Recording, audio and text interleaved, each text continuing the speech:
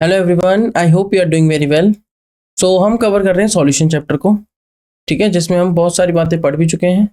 आज हम कवर करेंगे सॉल्यूशन चैप्टर की इंपॉर्टेंट बातें जहां से क्वेश्चंस आते हैं। तो आज जैसा कि आप देख सकते हैं सिलेबस फॉर नीट मेन 2024, जो सिलेबस है वो different methods for expressing the concentration of solution, जैसे कि molarity, molarity, mole fraction, percentage by volume and मास बहुत। जैसे कि मोलरिटी क्या होती है? Number of moles of solute जिसको डिसॉल्व करते हैं हम 1 किलोग्राम ऑफ सॉल्वेंट में। मोलरिटी क्या होती है? Number of moles of solute जिसको डिसॉल्व करते हैं हम 1 लीटर ऑफ सॉल्यूशन में। मोल फ्रैक्शन क्या होता है? फ्रैक्शन मतलब मोल्स का फ्रैक्शन। मान लीजिए दो बाइनरी सॉल्यूशन है A+B, तो A का मोल फ्रैक्शन निकालना है तो x, जनरली x बोल देते हैं, वैसे काई ए सिंबल है, chi A is equal to Na upon Na plus NB, मतलब टोटल नंबर ऑफ मोल्स। यही तो होता है rule, Na upon Na plus NB। Small n क्या है? नंबर ऑफ मोल्स डिनोट करते हैं। Percentage by volume and mass निकालना होता है, तो परसेंटेज आपको पता ही, मान लीजिए मास बाय मास परसेंटेज निकालना है, तो मास ऑफ जिसकी परसेंटेज निकालनी है उसको ऊपर divided by total mass of the components, या आप ऐसे बोल सकते हो मास of solute divide by mass of solution multiply with 100 for percentage. उसी तरीके से कुछ बेसिक टर्म जैसे पीपीबी आ जाती है, पीपीएम आ जाते हैं, पीपीएम पार्ट्स पर मिलियन, वहां पे सेम होता है, बस यहाँ पे मल्टीप्लाई कर देते हैं 10⁻6 से पीपीएम के लिए, और बीपीबी के लिए 10⁻9 से बिलियन, राइट? पार्ट्स पर बिलियन। उसके अलावा वॉल्यूम में सेम रखना है, बस volume of the solute volume of the solvent multiply with 100 कर देना है।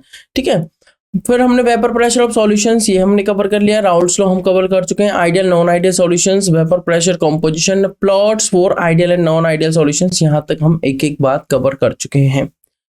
ठीक है, आज हम स्टार्ट करेंगे कॉलिगेटिव प्रॉपर्टीज, जो कि काफी इंपॉर्टेंट टॉपिक है। ठीक है, तो कॉलिगेटिव प्रॉपर्टीज में हम क्या पढ़ने वाले हैं जरा देखते हैं। आज के टॉपिक्स हमारे क्या क्या होंगे कवर करने वाले, एक बार सिलेबस देख लेते हैं। Colligative properties of dilute solution 4 होंगी। Relative lowering of vapour pressure first, depression in freezing point second, elevation of boiling point third, and osmotic pressure fourth. उसके बाद determination of molecular mass using colligative properties and abnormal value of molar mass and van't Hoff factor and its significance. So चलिए, आज जो ये topic है, जो ये solution chapter है, 1 से 2 क्वेश्चंस आते हैं यहाँ से एग्जाम में। आज के टॉपिक्स आप देख सकते हैं जो हम कवर करने वाले हैं। टॉपिक्स टू बी कवर्ड है कॉलिगेटिव प्रॉपर्टी, जिसमें हम कवर करेंगे रिलेटिव लोअरिंग वेपर प्रेशर, जिसको बोल देते हैं RLVP।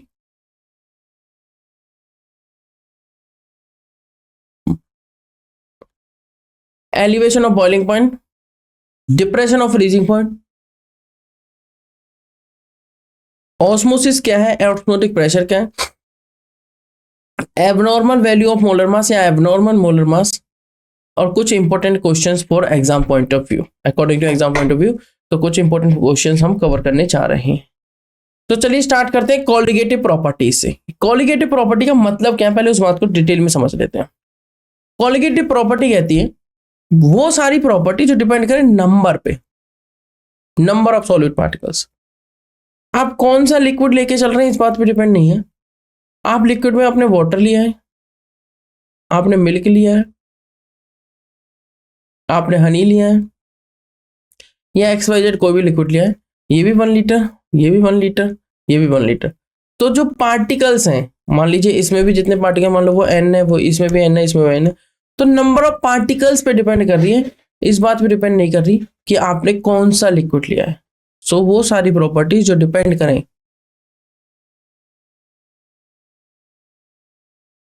Number of solute particles irrespective of their nature relative to their total number of particles present in the solution, इस तरह की प्रॉपर्टीज को हम कहते हैं कॉलिगेटिव प्रॉपर्टीज। क्या कहते हैं? CP मतलब कॉलिगेटिव प्रॉपर्टी। हमें कितनी कॉलिगेटिव प्रॉपर्टी पढ़नी है? 4। पहली कौन सी है? पहली आपकी relative lowering of vapour pressure. First कौन सी आपकी? Relative lowering of vapour pressure, जिसे हम कहते हैं RLVP। सेकेंड आपकी elevation of boiling point. Boiling point increase होगा, कैसे इंक्रीज होगा वो देखेंगे हम।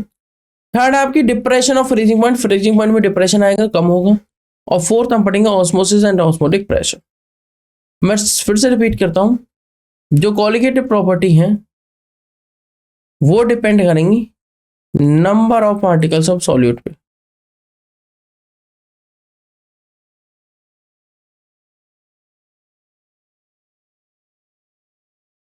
सॉल्यूट का नेचर कैसा है,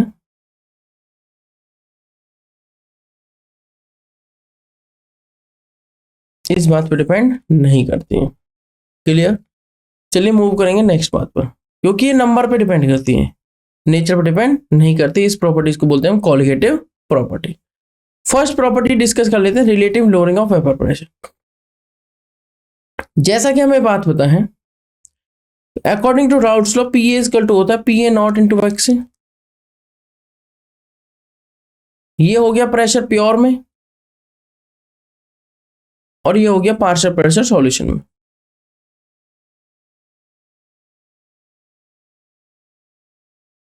ये हो गया पार्शियल प्रेशर। ठीक है, अब देखिए ध्यान से, relative lowering of vapour pressure का एक फॉर्मूला ड्राइव करने के बाद आता है delta P one, P A भी बोल सकते हो या सिंपल पी भी बोल सकते हो, डेल्टा पी ए, मैं पी ए की टर्म्स बोलता हूं, divided by P A not is equal to delta P A क्या हो जाएगा, प्योर में से, क्योंकि रिलेटिव लोअरिंग होगा वेपर प्रेशर, तो प्योर में से ये वाला माइनस कर दो, divided by pure P not A, ये इक्वल हो जाएगा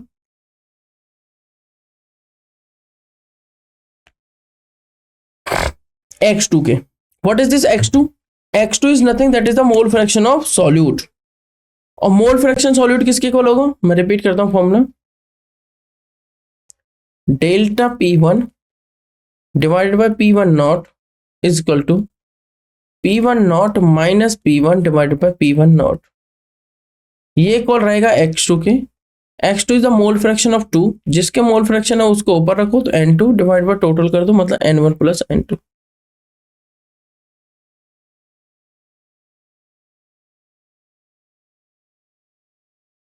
अगर वेरी वेरी डाइल्यूट सॉल्यूशन है तो सॉल्यूट के पार्टिकल्स का कोई खास असर नहीं रहेगा, मतलब वेरी वेरी डाइल्यूट सॉल्यूशन के लिए हम n1 प्लस n2 को नियर अबाउट लिख सकते हैं n1। अगर n2 बहुत ज्यादा बड़ा है n2 से, n1 बहुत ज्यादा बड़ा है n2 से, तो हम लिखेंगे P1 zero minus P1 divide by P1 zero is equal to n2 divide by n1। और जिसको आप लिख सकते हैं P1 zero minus P1 divide by P1 zero, n2 क्या होगा, given mass by molar mass, given mass by molar mass, n1 क्या होगा, given mass by molar mass. तो फॉर्मूला क्या बन गया फाइनली,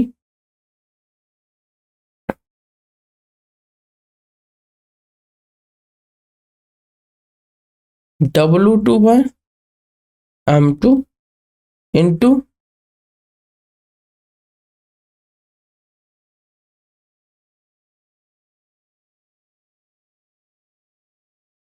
ये, इसे हम बोलते हैं relative lowering in vapour pressure. क्या हो,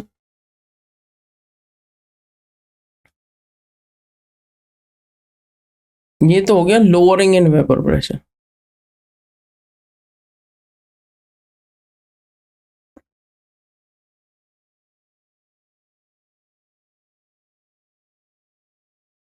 और अगर इसको डिवाइड कर दें,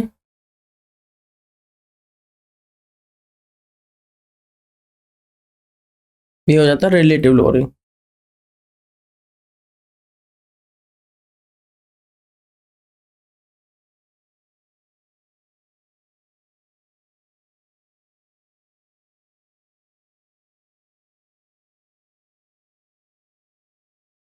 ठीक है, तो ये फॉर्मूलेज आपको अपने माइंड में रखने हैं ताकि आप इन चीजों को ध्यान से समझ पाए। आप कुछ ऐसा भी समझ सकते हैं, जब कोई नॉन वोलेटाइल सॉल्यूट ऐड किया जाता है, मान लीजिए कोई लिक्विड है जैसे कि water, let's suppose this is water,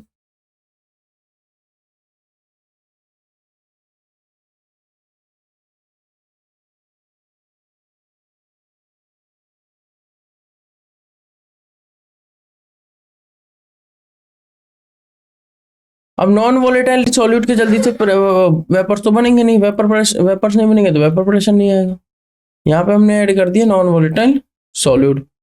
अब नॉन वोलेटाइल सॉल्यूट ऐड करने से वेपर प्रेशर में कमी आएगी, पर कितनी आएगी वो कैसे पता लगाएं, वो इस तरीके से पता लगाते हैं, नॉन वोलेटाइल सॉल्यूट कितना ऐड किया है और relative lowering and vapour pressure निकाल लेते हैं।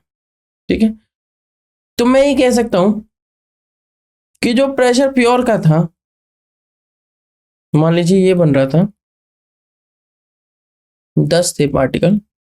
नॉन वॉलेटाइल सॉल्यूट ऐड करने के बाद अभी भी जो प्रेशर रहेगा वो प्योर की वजह से ही रहेगा। मतलब मैं ये कह सकता हूं P S is equal to P A. क्या मैं ये कह सकता हूं P S is equal to P A not into x? क्या मैं ये कह सकता हूं P S divided by P not A is equal to x? क्या मैं इस एंटायर इक्वेशन को 1 में से माइनस कर सकता हूं?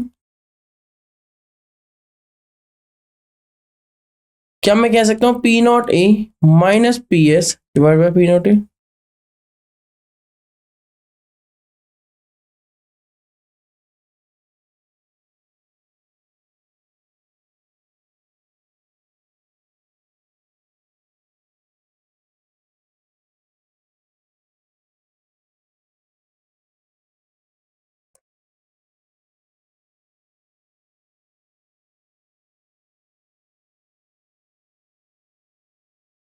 क्या मैं ये कह सकता हूं 1 माइनस एक्स ए? क्या मैं ये कह सकता हूं कि एक्स ए प्लस एक्स बी बन रहा था? तो एक्स ए क्या हो गया 1 माइनस एक्स बी। तो एक्स बी क्या हो गया 1 माइनस एक्स ए। इस पी एस को आप लिख सकते हैं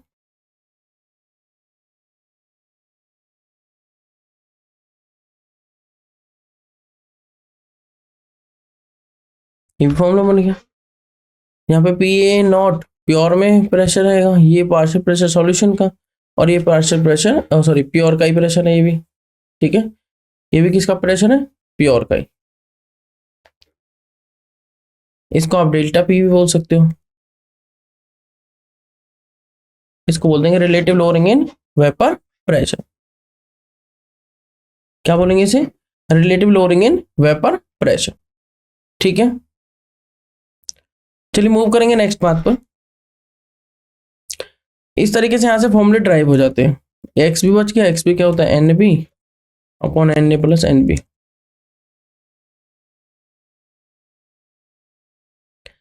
नेक्स्ट आता है elevation of boiling point. Boiling point में एलिवेशन हो रहा है कब? जब हम नॉन वॉलेटाइल सॉल्यूट ऐड करते हैं। आपने क्या देखा? आपने लिया मान लो वाटर। ठीक है, ये हमारा है वाटर।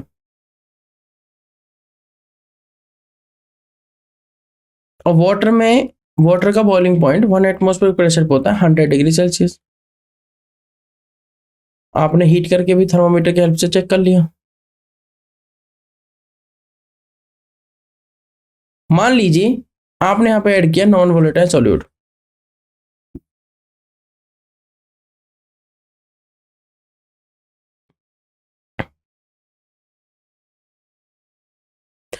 तो होगा क्या? नॉन वोलेटाइल सॉल्यूट कुछ जगह घेर लेगा, तो जो यहाँ पे वेपर्स बन रहे होंगे वो कम होंगे, मतलब वेपर प्रेशर कम हो गया।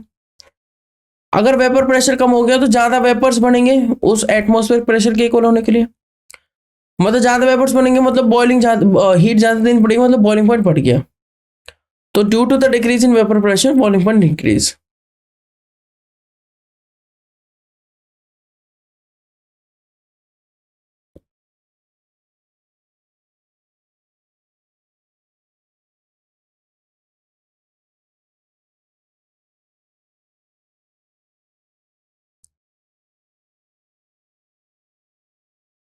Due to the decrease in vapour pressure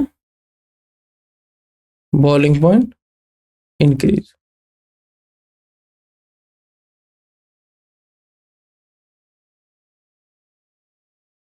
अगर वेपर प्रेशर डिक्रीज होने की वजह से बॉइलिंग पॉइंट इंक्रीज हो रहा है, ठीक है, तो इसी को तो कह देते हैं हम elevation in boiling point.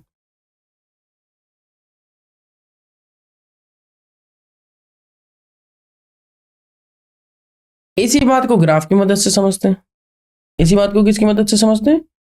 Graph की मदद से। देखिए कैसे, ध्यान से समझिए इस बात को। अगर मैं एलिवेशन इन बॉइलिंग पॉइंट आपको समझाने जा रहा हूं तो देखिए, इसका मतलब ये हुआ डिप्रेशन पे हम बाद में आएंगे, पहले एलिवेशन और बॉइलिंग पॉइंट समझते हैं। यहाँ पे मैंने लिखा वेपर प्रेशर और यहाँ पे मैंने लिखा टेम्परेचर इन केल्विन। मैंने कोई भी सॉल्वेंट लिया, मान लीजिए यहाँ पे है, उसको हीट करना स्टार्ट किया। हीट करना भाई पर्टिकुलर कुछ ना कुछ प्रेशर उसके वेपर्स का होगा उस टेम्परेचर पे। हीट करना स्टार्ट किया तो टेम्परेचर बढ़ने लगा, वेपर्स बनने लगे, वेपर्स बनने लगे, वेपर प्रेशर बढ़ने लगा और बढ़ने लगा और बढ़ने लगा। एक टाइम आया कि वेपर प्रेशर इक्वल हो गया एटमॉस्फेरिक प्रेशर, कि नहीं? मतलब 1 एटमॉस्फेयर या 760 टॉर या 1.013 बार के, इसे बोल दिया गया बॉइलिंग पॉइंट ऑफ सॉल्वेंट। भाई जब एटमॉस्फेरिक प्रेशर के इक्वल हो जाए वेपर प्रेशर, उसी पॉइंट को, उसी टेम्परेचर को बोलते थे boiling point of the particular liquid. अब क्या किया, इसमें नॉन वॉलेटाइल सॉल्यूट ऐड कर दिया। अब नॉन वॉलेटाइल सॉल्यूट क्या करेगा,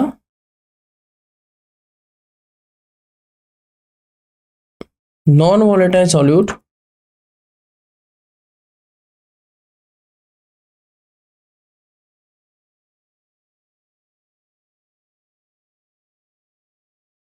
वेपर्स तो बनेंगे नहीं, तो वेपर प्रेशर को डिक्रीज करेगा।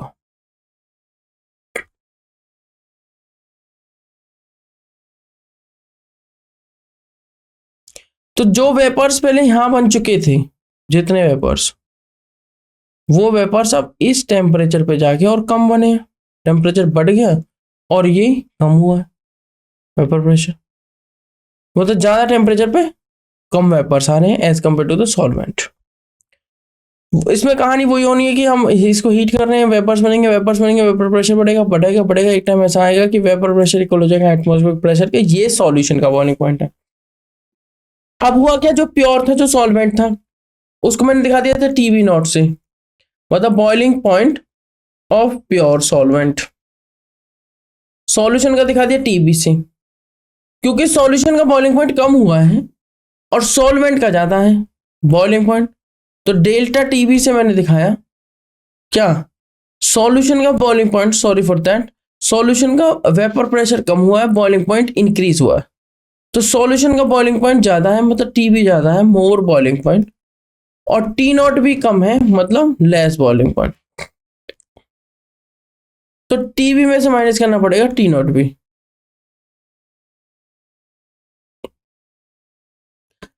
डेल्टा टीबी क्या रहता है, टीबी माइनस टी नॉट भी। ये देखो आप, मान लीजिए वैल्यू 300 है तो ये वैल्यू 270 है, ऐसे कुछ होगी, 273 मान लो केल्विन में। तो TB minus TB naught, water का तो यही होता है। तो इसको हम बोल देते हैं एलिवेशन ऑफ बॉइलिंग पॉइंट। यहाँ पे क्या हो रहा है, बॉइलिंग पॉइंट इंक्रीज कर रहा है। क्या कर रहा है, इंक्रीज, डिक्रीज नहीं, इंक्रीज। कैसे कर रहा है इंक्रीज, टीबी का बॉइलिंग पॉइंट ज्यादा होगा, मतलब टीबी ज्यादा होगा क्योंकि सॉल्यूशन का, क्योंकि नॉन वोलेटाइल सॉल्यूट में एडेड है, जो वेपर्स बनते नहीं है तो वेपर प्रेशर कम हो जाता है, जिसको उतना वेपर प्रेशर को एटमॉस्फेयर प्रेशर के इक्वल होने के लिए ज्यादा वेपर्स बनाने पड़ते हैं, तो ज्यादा हीट करना पड़ता है, मतलब बॉइलिंग पॉइंट बढ़ जाता है। एक्सपेरिमेंटली ये पाया गया कि डेल्टा टीबी डायरेक्टली प्रोपोर्शनल मिला मोलैलिटी के, molality.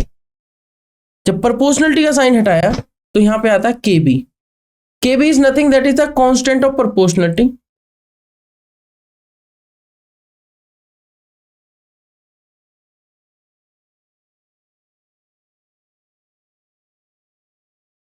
Constant of proportionality KB.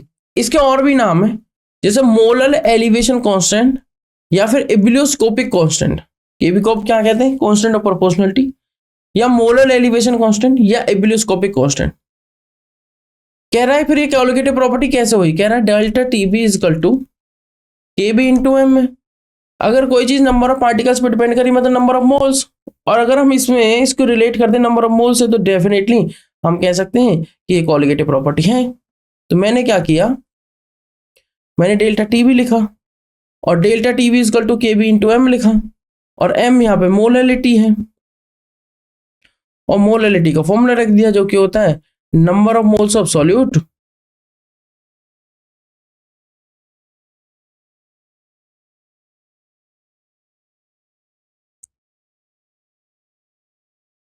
Number of moles of solute divided bye बेशक केवी को करो या ना करो कोई फर्क नहीं पड़ेगा। मोलैलिटी है तो मास ऑफ सॉल्वेंट,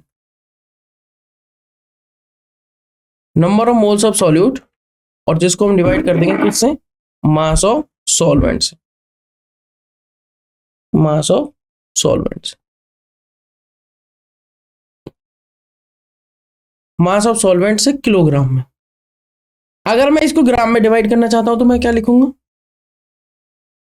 मैं लिखूंगा कुछ इस तरीके से, K B into number of moles of solute को लिख सकते हैं N B, mass of solvent को लिख सकते हैं डब्ल्यू ए, क्योंकि ये गिवन मास होगा, डब्ल्यू ए ग्राम में, मल्टीप्लाई विथ 1000। अब क्योंकि ये नंबर ऑफ मोल्स के डायरेक्टली प्रोपोर्शनल आ गया मतलब नंबर ऑफ पार्टिकल्स, और यहां से हम मोलर मास भी निकाल सकते हैं। कैसे,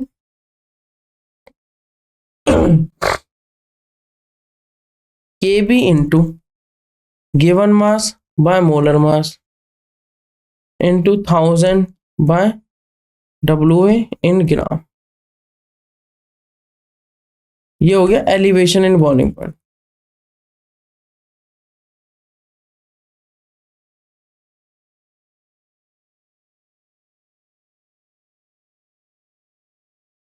एलिवेशन इन बॉइलिंग पॉइंट, ये एक्सपेरिमेंट ही देखा गया था कि डेल्टा टी बी वो एम के डायरेक्टली प्रोपोर्शनल आ रही थी इसकी वैल्यू। तो K B is the molar elevation constant, और इसे कहते थे इब्लियोस्कोपिक कांस्टेंट। और एक फॉर्मूला और रिलेट किया गया डेल्टा टीबी का थर्मोडायनेमिक टर्म से, ठीक है। बट उससे पहले मैं आपको बता देता हूँ, delta TB is equal to K B into W two by M two into 1000 by W one, ठीक है। W one is the mass of solvent.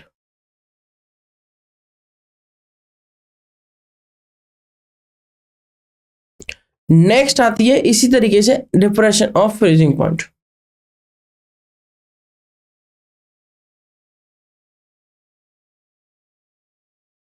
Depression of freezing point में क्या कह रहा है कि डेल्टा टी भी डायरेक्टली प्रोपोर्शनल एम की, ये तो था एलिवेशन ऑफ बॉइलिंग पॉइंट।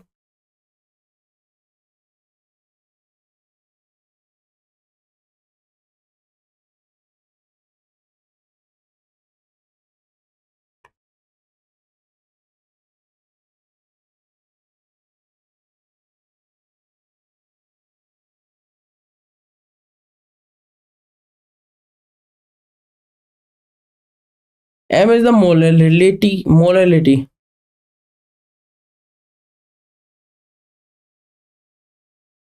उसके बाद आप देख सकते हैं delta T F is equal to K F into M कैसे बन गया, पहले समझते हैं इस बात को ग्राफ से। यहां पर वेपर प्रेशर, यहां पर टेम्परेचर केल्विन में।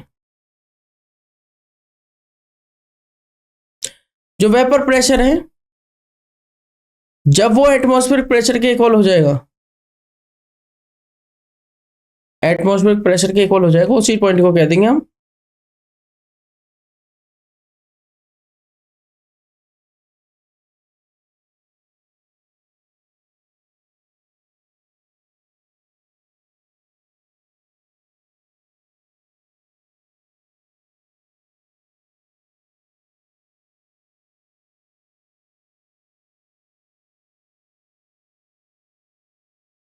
जब हम वेपर प्रेशर को एटमॉस्फेरिक प्रेशर के इक्वल कर देते हैं, उसी पॉइंट को बॉइलिंग पॉइंट कहते हैं। तो अगर मैं 15 अगर मैं क्या करता हूं,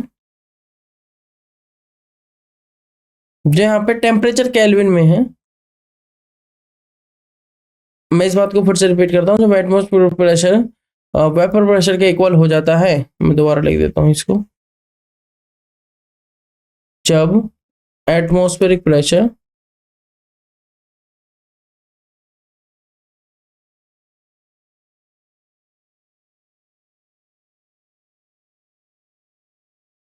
वेपर प्रेशर के इक्वल हो जाता है,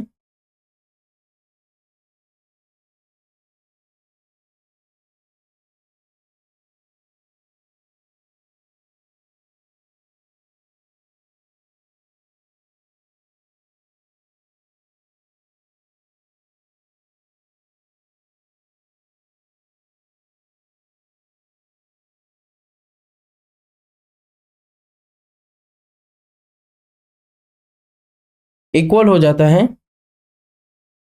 मैं फिर से रिपीट कर देता हूँ, जब एटमॉस्फेरिक प्रेशर वेपर प्रेशर के इक्वल हो जाता है उसी पॉइंट को हम बॉइलिंग पॉइंट कहते हैं।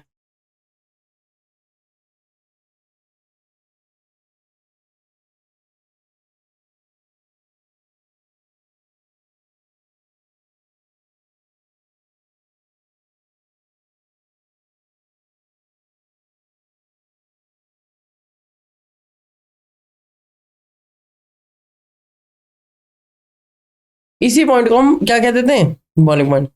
अब डिफिनेशन ऑफ फ्रीजिंग पॉइंट को ध्यान से समझते हैं जरा। वो कह रहा है कि हमने एक सॉल्वेंट लिया, तो सॉल्वेंट का कुछ ना कुछ तो वेपर प्रेशर होगा, कुछ ना कुछ टेम्परेचर होगा, जिसको हमने बोलते हैं T not F. T not F मतलब प्योर का पॉइंट। इसको डिप्रेस करने स्टार्ट किया, मतलब ठंडा करने स्टार्ट किया, पार्टिकल्स पास आने लगे, पास आने लगे, पास आने लगे, और इस पॉइंट पे आगे ये जम गए, दैट मीन्स फ्रीज हो गए। अब इसके बाद जो भी सॉल्वेंट आपको दिख रहा है वो फ्रोजन सॉल्वेंट है। कैसा सॉल्वेंट है? फ्रोजन।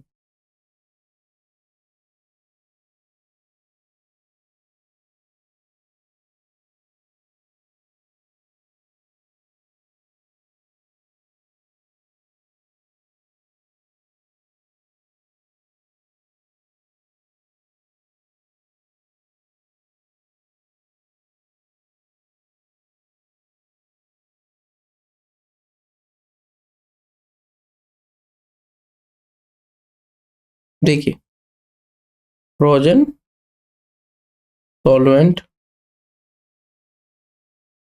क्या है? लिक्विड सॉल्वेंट को फ्रीज करते रहेगा, टेम्परेचर कम करते रहेगा, एक टाइम पे फर्स्ट वो फ्रीज हो जाएगा, फ्रीज होने के बाद भी उसको हम कर रहे हैं तो वो आएगा फ्रोजन सॉल्वेंट। क्योंकि सॉल्यूशन में अगर वही कहानी कर रहे हैं तो आप यहाँ पर देख सकते हैं क्लियरली, थोड़ा सा टेम्परेचर कम किया है और प्रेशर कम हो गया है। प्रेशर कम होने की वजह से आप यहाँ पर देख सकते हैं इस तरीके से प्रेशर कम होता रहेगा, कम होता रहेगा, और एक टाइम पे ऐसा आएगा इसे क्या करना पड़ेगा, इसे भी फ्रीज होना पड़ेगा, तो यहाँ मिल जाता है हमें फ्रोजन सॉल्यूशन। इन दोनों टेम्परेचर के बीच के डिफरेंस जो होगा वो होगा डेल्टा टी नॉट एफ,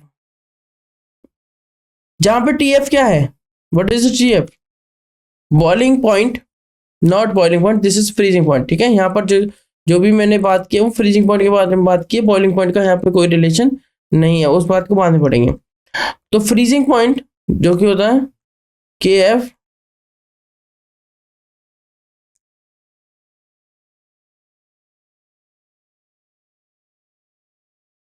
जो फ्रीजिंग पॉइंट होता है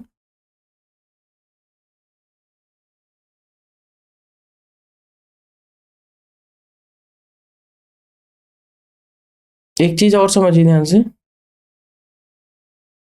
तो जो टी एफ है वो फ्रीजिंग पॉइंट है एट व्हाट, टी टेम्परेचर।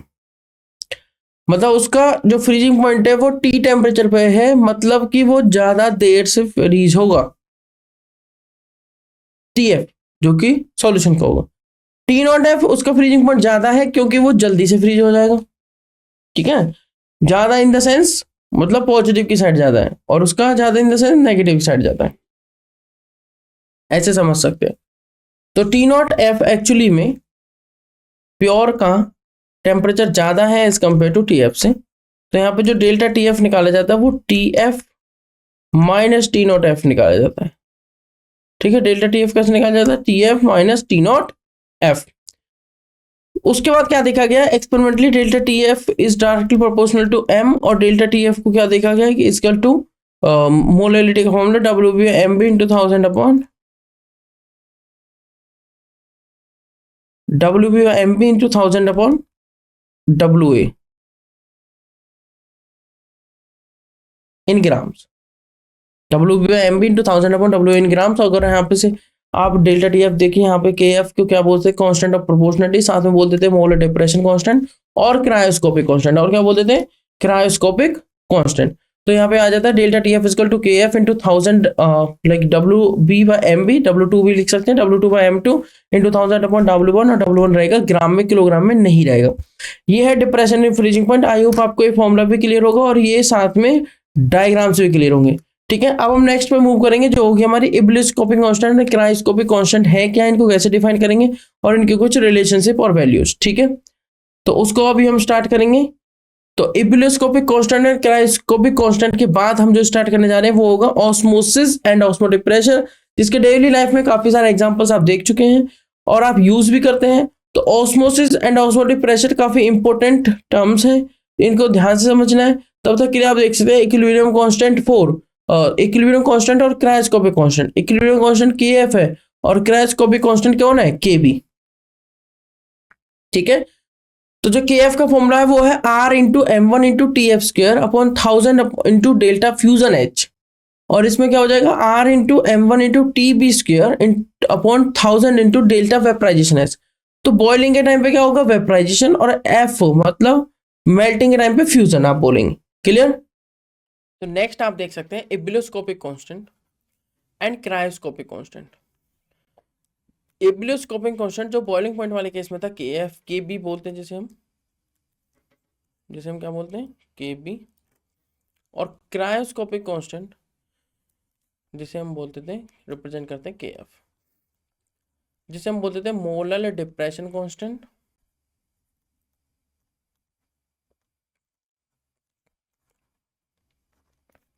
और इसे हम बोलते हैं मोलर एलिवेशन कांस्टेंट।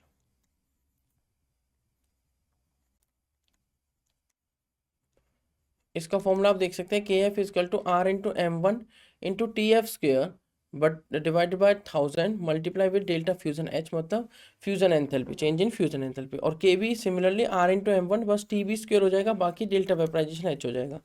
सॉल्वेंट आप डिफरेंट डिफरेंट यहाँ पे देख सकते हैं, जिसका बॉइलिंग पॉइंट, जैसे वाटर का बॉइलिंग पॉइंट 373, बट केबी जो कि केबी की जो यूनिट रहेगी वो केजी पर मोल रहेगी। कैसे निकालेंगे, देखो delta T B equal to K B into M, right. और अगर मैंने delta T B K B into M बता दिया आपको, तो सीधी सी एक बात है कि delta T B equal to K B into M, तो के बी इजकल टू हो जाएगा delta T B upon M. K B क्या हो जाएगा, delta T B upon M.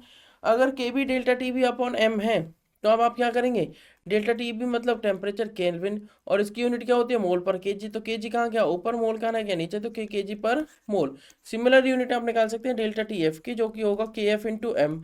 ठीक है, के एफ इंटू एम, तो के एफ की यूनिट क्या हो जाएगी, delta T F upon M. तो सिमिलरली मोलिटी आ गई, वही आ गया, तो इसकी यूनिट भी क्या हो जाएगी, केजी पर मोल। तो एक नंबर का तो क्वेश्चन कई बार ये आ जाता है कि what is the unit of के एफ एंड के बी।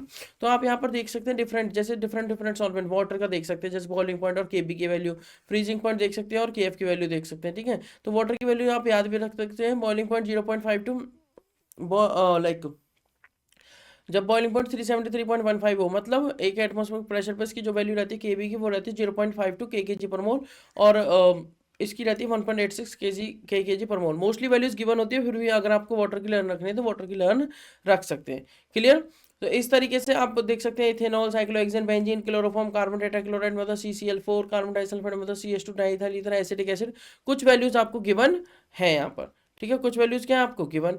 उसके अलावा आप यहाँ पर देख सकते हैं नेक्स्ट बात, जो कि होगी आपकी ऑस्मोसिस एंड ऑस्मोटिक प्रेशर, जो कि आपकी फोर्थ कोलिगेटिव प्रॉपर्टीज है। तो अब तक हम क्या पढ़ चुके हैं, एक बार क्विकली रिकॉल करते हैं। पहले हमने पढ़ा RLVP, जो कि होता है relative lowering of vapour pressure. दूसरा हमने पढ़ा एलिवेशन इन बॉइलिंग पॉइंट। ठीक है, और तीसरा हमने पढ़ा डिप्रेशन इन फ्रीजिंग पॉइंट। और अब हम पढ़ने जा रहे हैं ऑस्मोसिस, ऑस्मोसिस या ऑस्मोसिटिक प्रेशर, ऑस्मोसिस या ऑस्मोटिक प्रेशर अब हम पढ़ने जा रहे हैं, जो कि काफी इंटरेस्टिंग होगा। तो ध्यान से समझिए।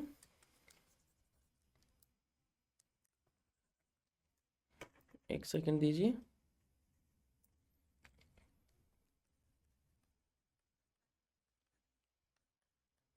ऑस्मोटिक प्रेशर को शॉर्ट में बोल देते हैं ओपी। आप समझिए ऑस्मोटिक है क्या, ऑस्मोसिस है क्या। देखिए, ऑस्मोसिस एंड ऑस्मोटिक प्रेशर में पहले आप ये दो डायग्राम देखिए। ये एक सॉल्यूशन है, मतलब इसके अंदर सॉल्यूट भी है और सॉल्वेंट भी है।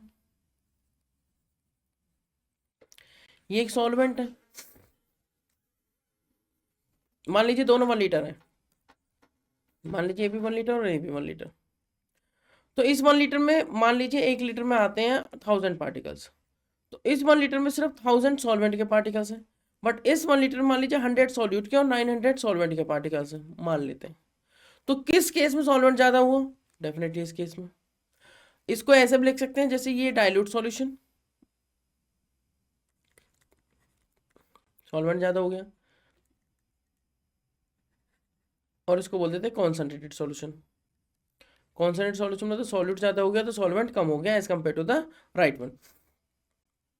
ठीक है, क्या बार इसको लो कॉन्सेंट्रेशन और इसको हाई कॉन्सेंट्रेशन बोल देते हैं। अब समझिए ध्यान से, यहां पर दो कंटेनर हैं जिनको कनेक्ट किया गया है। एक मैं ऐसे डिवाइड नहीं कर रहा हूं, आप देख लीजिए। ठीक है, इस तरीके से इसको बोलते हैं एसपीएम। आप इस डायग्राम को ऐसे बना सकते हैं, एक कंटेनर लिया, उसमें लिक्विड लिया, उस लिक्विड को सेपरेट किया गया एक एसपीएम से, जिसको हम बोलेंगे सेमी परमेबल मेम्ब्रेन। ठीक है, उसमें एक तरफ कॉन्सेंट्रेटेड एक तरफ डाइल्यूट होगा, ये एक तरफ हाई कॉन्सेंट्रेटेड एक तरफ लो कॉन्सेंट्रेटेड होगा, या फिर एक तरफ क्या कह सकते हैं सॉल्यूशन और एक तरफ सॉल्वेंट होगा। आप किसी भी टर्म में लिख सकते हैं।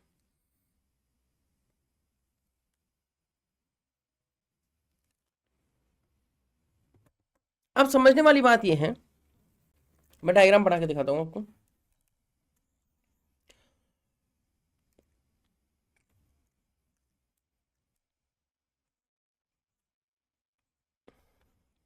ये हमारी एसपीएम,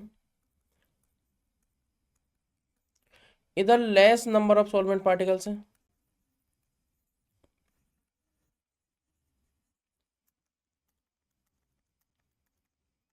इधर मोर नंबर ऑफ सॉल्वेंट पार्टिकल्स हैं।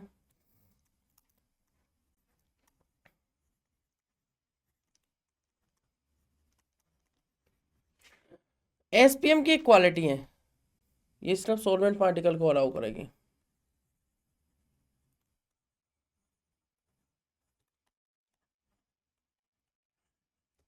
जैसे चाय जब हम बनाते हैं तो जो चाय की छलनी होती है वो सिर्फ चाय को पास होने देती है, ना कि चाय की पत्ती के दाने को।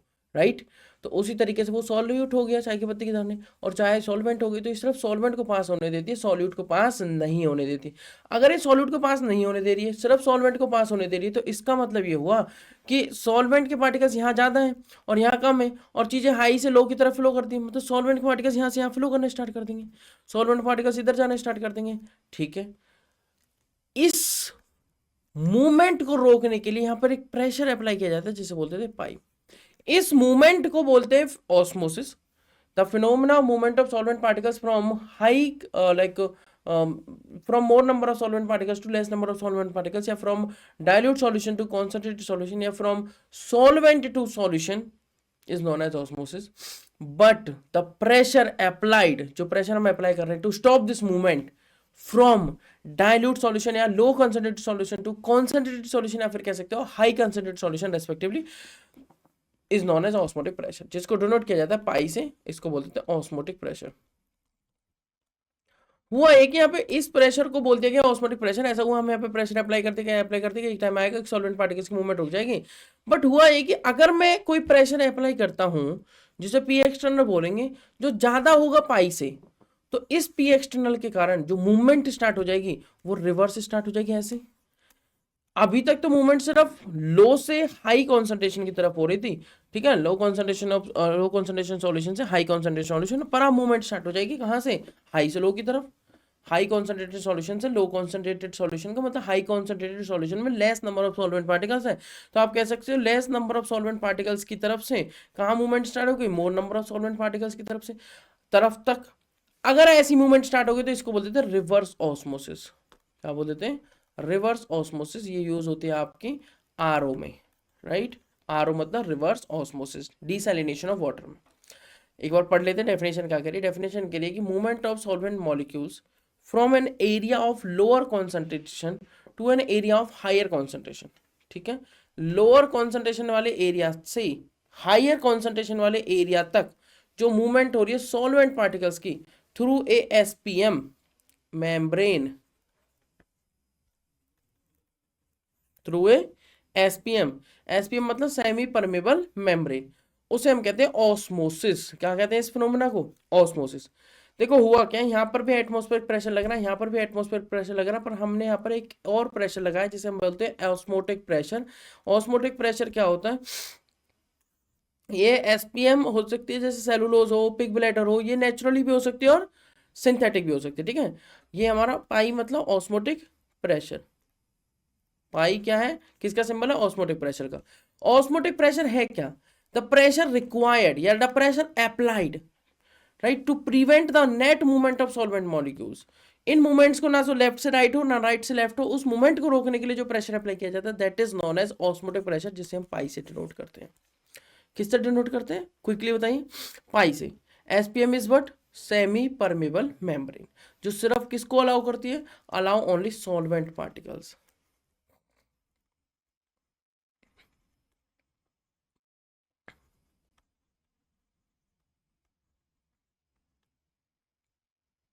ये हो गए osmosis and osmotic pressure. Next जो बात है वो कुछ इस तरीके से है, ये एसपीएम है। अब इसका फॉर्मूला ड्राइव करते हैं।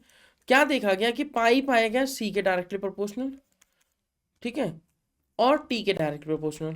और जब यहां से इस साइन हटाया तो क्या यहां से आ गया आर, तो फॉर्मूला बन गया pi equal to C R T, मतलब कॉन्सेंट्रेशन के डायरेक्टली प्रोपोर्शनल, राइट, और टेम्परेचर के, राइट। भाई जितनी ज्यादा कॉन्सेंट्रेशन होगी उतना ज्यादा पी अप्लाई करना पड़ेगा। मतलब क्या हुआ इस बात का, भाई जितनी ज्यादा कॉन्सेंट्रेशन होगी मतलब यहाँ पे सॉल्वेंट के पार्टिकल्स उतने कम होंगे।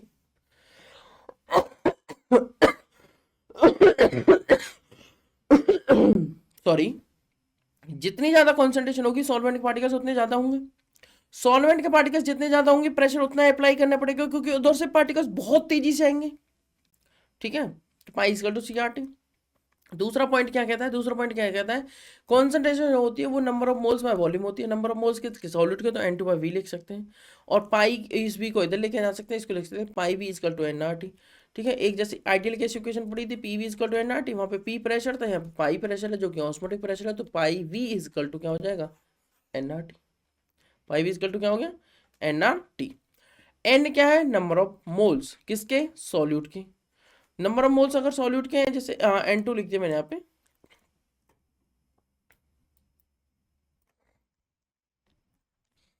तो लिखेंगे इसको pi V equal to number of moles of solute को लिख सकते हैं given mass by molar mass, W2 by M2 RT। यहाँ से देखो मॉलिक्यूलर वेट कैलकुलेट कर सकते हैं हम सॉल्यूट का M2 सॉरी, ठीक है।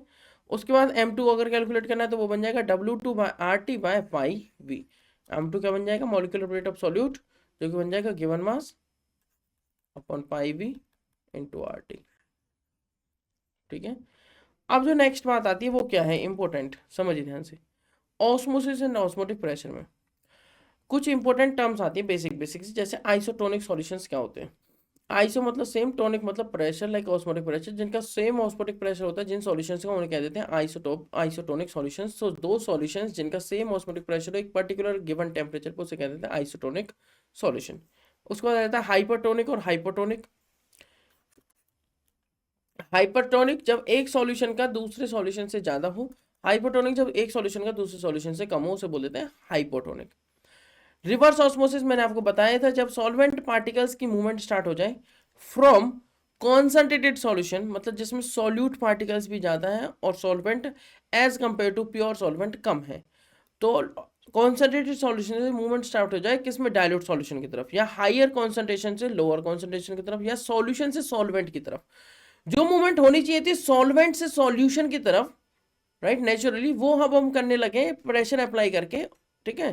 प्रेशर ऑस्मोटिक प्रेशर से ज्यादा अप्लाई किया गया है और मूवमेंट होने लगी है सॉल्यूशन से सॉल्वेंट की तरफ, मतलब lower number of solvent particle से more number of solvent particles की तरफ, जो कि पॉसिबल नहीं थी, बट रिवर्स ऑस्मोसिस उसका नाम दिया गया, जिसको बोलते थे शॉर्ट में RO।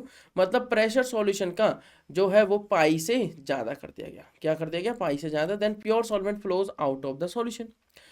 अब यहां पर आप देख सकते हैं ये एसपीएम है, ये फ्रेश वाटर है, ये सॉल्टी वाटर है। सॉल्टी वाटर में मैं दो चीजें मानता हूँ, मान लो salt plus water, salt water यही हो गया, सॉल्ट यहाँ पे सॉल्यूट है, वाटर यहाँ पे सॉल्वेंट है। ये फ्रेश वाटर है जो कि सॉल्वेंट है, मूवमेंट करनी है, मूवमेंट होनी क्या चाहिए थी, इधर से इधर, तो ये पानी और ज्यादा क्या होता रहता, सलाइन होता रहता, सॉल्टी होता रहता, जो कि बेनिफिशियल नहीं था। मूवमेंट करनी किधर है, लोअर कॉन्सेंट्रेटेड सॉल्यूशन से हायर कॉन्सेंट्रेटेड सॉल्यूशन में तो मूवमेंट होती है, right, naturally. Lower concentrated solution का मतलब वहां पे सॉल्वेंट पार्टिकल्स ज्यादा है, ठीक है। अब यहाँ पर क्या है, ज्यादा यहाँ पे क्या, less number of solvent particles as compare to the fresh water, less number of solvent particles as compare to the fresh water. ठीक है, तो पार्टिकल्स कम है, तो मूवमेंट इधर से इधर कराने को हम क्या बोल देते हैं, इधर से इधर कराया, प्रेशर अप्लाई ज़्यादा कर दिया इस पिस्टन की हेल्प से, पाई से ज़्यादा, जिस वजह से मूवमेंट इधर से इधर स्टार्ट होने लगी। और मूवमेंट अगर इधर से इधर हो रही है तो जो सॉल्यूट के पार्टिकल्स है वो इधर ही रह जाएंगे राइट कंपार्टमेंट में, और मतलब सॉल्ट के पार्टिकल्स और सॉल्वेंट वाटर के पार्टिकल्स इधर लेफ्ट में मूव कर जाएंगे और हमें फ्रेश वाटर मिल जाएगा, जिसको हम यहाँ से आउट कर लेते हैं। तो pure solvent flows out of the solution. इस तरीके से प्योर सॉल्वेंट क्या हो जाता है, फ्लो आउट हो जाता है और हमें साफ पानी मिल जाता है। मतलब रिवर्स एस्मोसिस का यूज किया जाता है डीसैलिनेशन ऑफ वाटर में, डीसैलिनेशन ऑफ वाटर।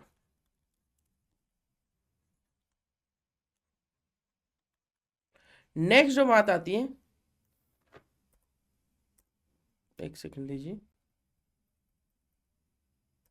हम ऑस्मोसिक प्रेशर डिस्कस कर रहे हैं, अभी हमें कुछ और बातें डिस्कस करनी है, अभी सेशन का एंड नहीं हुआ है। ठीक है, मैं रिपीट कर देता हूँ एक बार अपनी बातें। मैंने 3-4 बेसिक टर्म बताई। देखो अभी तक मैंने पढ़ाया क्या आपको, पहले वो देख लेते हैं। हमने पढ़ा सीपी, सीपी मतलब कोलिगेटिव प्रॉपर्टी, जो डिपेंड करती है नेचर ऑफ पार्टिकल पे, गलत, जो डिपेंड करती है नंबर ऑफ पार्टिकल पे, ये ध्यान रखना है। जो नेचर पर डिपेंड नहीं करती, नेचर से इंडिपेंडेंट रहती है। ठीक है, इस बात में 4 प्रॉपर्टी हमने पढ़ी। RLVP, जिसमें फॉर्मूला था P10 minus P1 divided by P10 equal to X2। उसके बाद हमने पढ़ा डिप्रेशन इन फ्रीजिंग पॉइंट, और एक पढ़ा एलिवेशन इन बॉइलिंग पॉइंट, एक पढ़ा depression in freezing point. Elevation in boiling point में हमने क्या देखा कि डेल्टा टीवी को पाया गया KB इजकल टू M के बराबर, और डिप्रेशन इन फ्रीजिंग पॉइंट में हमने क्या देखा, डेल्टा TF को पाया गया KF इंटू M के बराबर। यहाँ पे KB और KF इनकी कांस्टेंट प्रोपोर्शनलिटी है, पर KB का नाम दिया गया स्पेसिफिकली इब्लिस्कोपिक कांस्टेंट, और KF का दिया गया क्रायोस्कोपिक कांस्टेंट, जिनकी यूनिट सेम थी, सेम यूनिट kg पर मोल। इंटरेस्टिंग बात ये थी कि इसके बाद हमने पढ़ी ऑस्मोसिस। ऑस्मोसिस में हमने कुछ बेसिक सी टर्म्स पढ़ी, जैसे ऑस्मोसिस क्या है, ऑस्मोटिक प्रेशर क्या है, रिवर्स ऑस्मोसिस क्या है। ठीक है, ऑस्मोसिस तो वो फिनोमेना है जब मूवमेंट होती है सॉल्वेंट से सॉल्यूशन की तरफ, या लोअर कॉन्सेंट्रेटेड सॉल्यूशन से हायर कॉन्सेंट्रेटेड सॉल्यूशन की तरफ, या फिर डाइल्यूट सॉल्यूशन से कॉन्सेंट्रेटेड सॉल्यूशन की तरफ सॉल्वेंट पार्टिकल्स की, थ्रू SPM मतलब सेमी परमेबल मेम्ब्रेन, जो कि हो सकती है पिग ब्लैडर, सेलुलोज, इनकी बनी हुई हो सकती है। अगर हम प्रेशर अप्लाई कर दें जो कॉन्सेंट्रेटेड सॉल्यूशन है डाइल्यूट सॉल्यूशन के कंपैरिजन में, मतलब जहां पे सॉल्वेंट पार्टिकल्स कम है, जिधर की साइड सॉल्वेंट पार्टिकल्स आ रहे हैं higher number of solvent particles की तरफ से, उस कंटेनर पर अगर हम प्रेशर अप्लाई कर दें तो सॉल्वेंट पार्टिकल्स की मूवमेंट रुक जाएगी। जिस पॉइंट पर वो मूवमेंट रुक चुकी है उसे कह देते हैं ऑस्मोटिक प्रेशर। बट अगर उससे ज्यादा प्रेशर अप्लाई कर दें तो पार्टिकल्स की मूवमेंट रिवर्स स्टार्ट हो जाएगी, और उसको कह देंगे उस फिनोमेना को रिवर्स ऑस्मोसिस, जिसका यूज होता है डिसैलिनेशन ऑफ वाटर में। ठीक है, तो ऑस्मोसिस के साथ साथ हमने कुछ इंपॉर्टेंट टर्म्स पढ़ी, जैसे कि ऑस्मोटिक प्रेशर,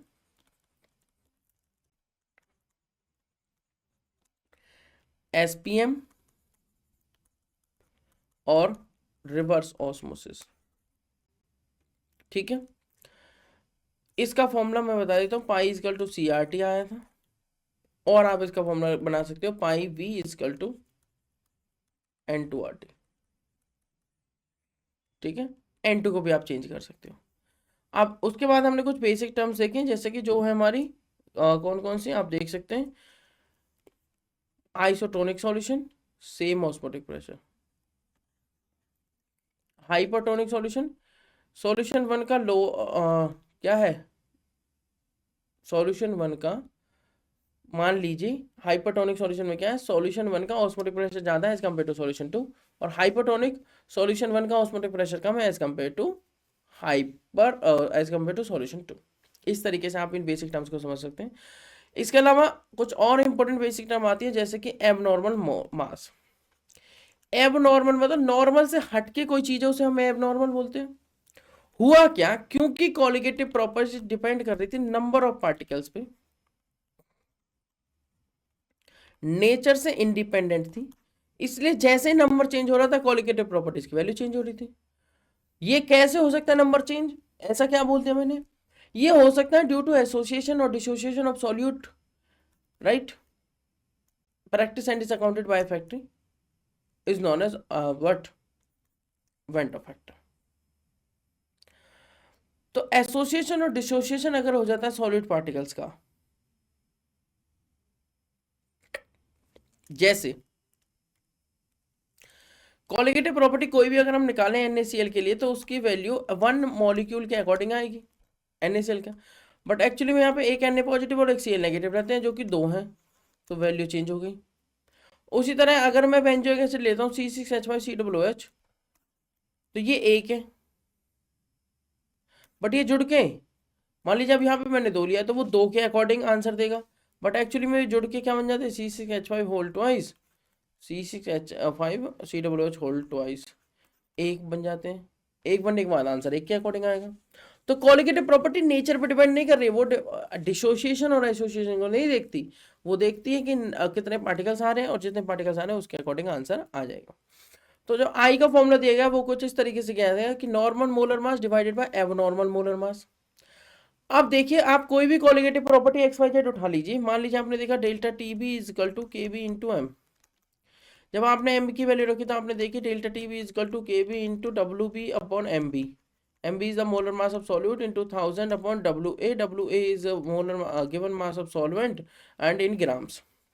जब आपने इस तरीके से रखा K B into W B M B, तो यहाँ पे जो मोलर मास है वो इस कॉलिगेटिव प्रॉपर्टी के इनवर्सली आ रहा है। मतलब अगर नॉर्मल मोलर मास की बात करूं तो नॉर्मल कॉलिगेटिव प्रॉपर्टी नीचे आनी चाहिए और एबनॉर्मल ऊपर आनी चाहिए। जब हमने कैलकुलेशन करके निकाली normal colligative property, calculated colligative property को क्या बोल देंगे, नॉर्मल कॉलिगेटिव प्रॉपर्टी, क्योंकि ये कैलकुलेशन करके निकाली गई है। और उसको डिवाइड उससे डिवाइड किया गया ऑब्जर्व्ड कॉलिगेटिव प्रॉपर्टी जो देखने में दिख रही है। एक्चुअल में ऑब्जर्व्ड को एक्सपेरिमेंटल बोल दिया जाता है। क्या बोल दिया जाता है, एक्सपेरिमेंटल, जो एक्सपेरिमेंट करके निकाली गई है। कैलकुलेटेड क्या है, फॉर्मूला लगाया, वैल्यू देखी, आंसर आना है। आई क्या है, number of particles before dissociation या एसोसिएशन, डिवाइड कर देंगे number of particles after dissociation association, इसे कह देते हैं आई। मान लीजिए NaCl का आपको वेंटो फैक्टर बताना है, तो सिंपल सा है, NaCl Na पॉजिटिव और Cl नेगेटिव में डिसोशिएट हो गया, पार्टिकल्स बाद में बन रहे 1 और 1 और इधर कितने 1। तो अगर मुझे इसका आई बताना है तो number of particles before dissociation और आफ्टर डिसोसिएशन, इसको ऐसे लिखना होगा, number of particles after association या डिसोसिएशन डिवाइड कर देंगे number of particles before association या डिसोसिएशन, तो आई की वैल्यू आ जाएगी 1 + 1 2 डिवाइड बाय 1। उसी तरीके से अगर मान लीजिए C6H5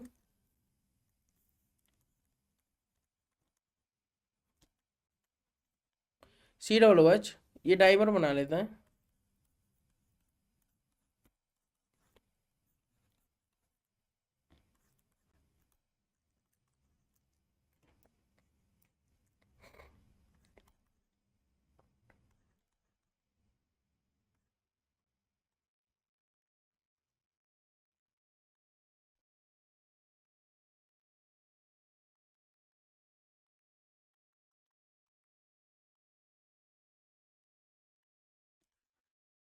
डाइमर, तो यहाँ पे कितने मॉलिक्यूल लेंगे, 2, यहाँ पे कितना बना 1, तो 1/2 0.5 इसका वेंटो फैक्टर हो जाएगा।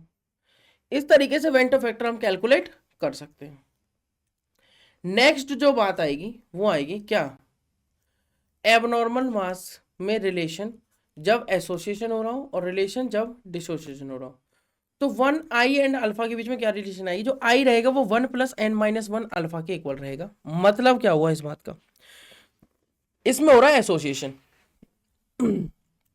मान लीजिए आप ले लिए Na पार्टिकल्स, तो वो बन गए An। मान लीजिए शुरू में ये क्या थे 1, तो ये थे 0, इनमें से क्या हुआ, डिसोसिएशन नहीं एसोसिएशन, ठीक है। तो एसोसिएशन होने पे ये हुआ n/α, तो ये भी हो गया n/α, ठीक है।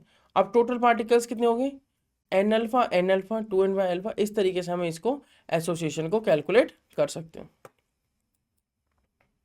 ये 1 - n/α कितने होगी, 1 - n/α, क्योंकि 1 में से n/α कम हो चुके हैं, और इधर क्या बन चुके हैं एन बाय अल्फा, ऐसे समझ सकते हैं ना। वो कंप्लीट डिसोसिएशन और एसोसिएशन के बाद आप कैलकुलेट कर सकते हो। तो आई और अल्फा के बीच में जो रिलेशनशिप है वो है 1 + n - 1 अल्फा, मतलब एसोसिएशन के केस में 1 + n - 1 इंटू अल्फा। अगर आप इसको i-1 और अपॉन में n-1 अल्फा भी लिखते हैं तब भी ये ठीक है। आप इसको alpha is equal to 1 - i/1 - n भी लिख सकते हैं, अब भी ये ठीक है। ठीक है, और या फिर simple i equal to 1 + n - 1 into alpha, ये भी ठीक है। आप कोई से तरीके से याद कर सकते हैं। और सेकंड फॉर्मूला डिसोसिएशन के केस में उसमें दो पार्टिकल्स, एक पार्टिकल टूटकर दो बना देता है। ठीक है, मतलब i इजकल टू 1 + 1/n-1। क्या आया formula, i 1 + 1/n-1 beta. Repeat करता हूँ, 1 + 1/n-1 बीटा। यहाँ पे अल्फा और beta, beta is like a degree of dissociation और alpha is like a degree of association. वैसे दोनों जगह आप अल्फा भी यूज कर सकते हो, कोई फर्क नहीं पड़ेगा उस चीज से। ठीक है,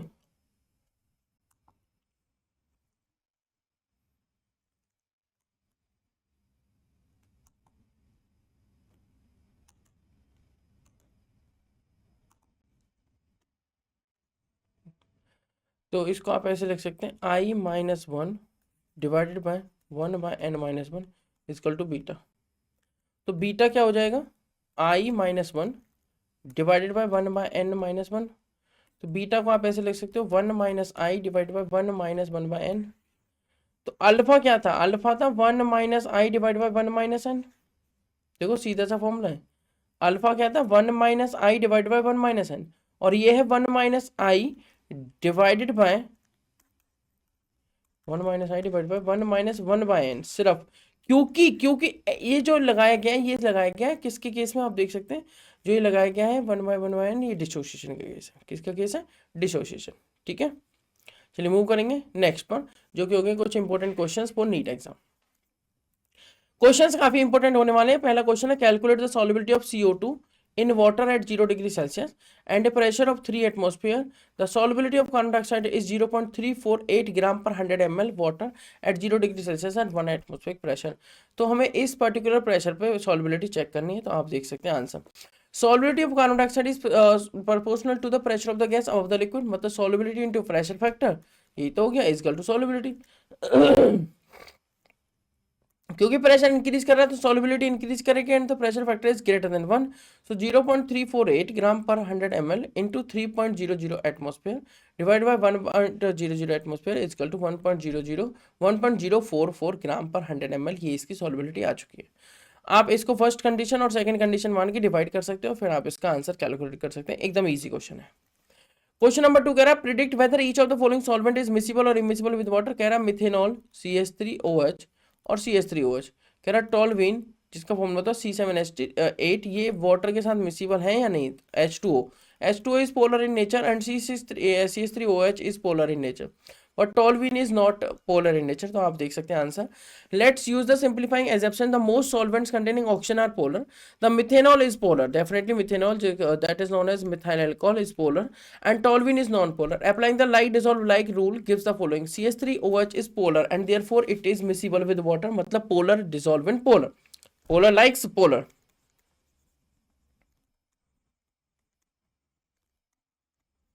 But C3H8 is a non-polar and therefore it is immiscible with water. Non-polar likes non-polar.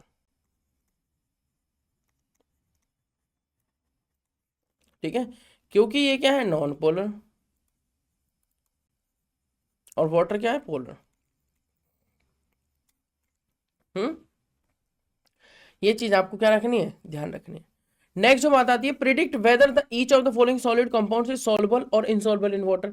बताइए कितना सिंपल क्वेश्चन है। कह रहा है फ्रक्टोज, जो कि है C6H12O6, फॉर्मूला दे रखा है, ये वाटर में सॉल्युबल है नहीं। लिथियम कार्बोनेट सॉल्युबल है नहीं। नेफ्थलीन सॉल्युबल है या नहीं। तो generally we can apply like dissolve like rule to determine if a compound is soluble. Since water is a polar solvent, H2O is a polar solvent, क्योंकि water एक polar solvent है, तो we can predict that water dissolve polar compounds and many ionic compounds. बहुत सारे polar और ionic compounds को water dissolve कर सकता है, क्योंकि लाइक डिसॉल्व लाइक रूल होता है। Polar dissolve polar, non polar dissolve non polar. ठीक है, फ्रक्टोज के पास 6 ऑक्सीजन एटम है, तो ये पोलर कंपाउंड हुआ। तो हम कह सकते हैं कि C6H12O6 तो सॉल्युबल होगा वाटर में क्योंकि फ्रक्टोज एक पोलर है। लिथियम कार्बोनेट Li2CO3 इसके पास भी ऑप्शन है तो ये भी पोलर होगा। ठीक है, लिथियम और कार्बोनेट आयंस बन जाते हैं, एक आयनिक कंपाउंड है। We can predict that Li2CO3 lithium carbonate तो सॉल्युबल होगा वाटर में क्योंकि इससे तो आयंस बनते हैं Li2 पॉजिटिव और Li2 positive. Li2 positive is possible और नॉट? नो,